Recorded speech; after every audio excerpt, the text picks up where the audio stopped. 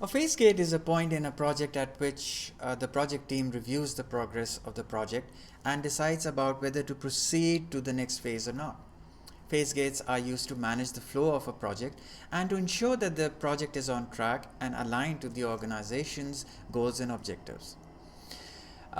Phase gates typically occur at the end of each project phase, and they involve a review of the project's progress and the completion of certain deliverables or outcomes.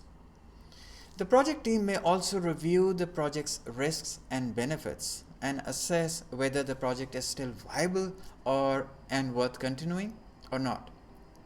Based on this review, the project team may decide to proceed to the next phase, to modify the project plan, or to terminate the project.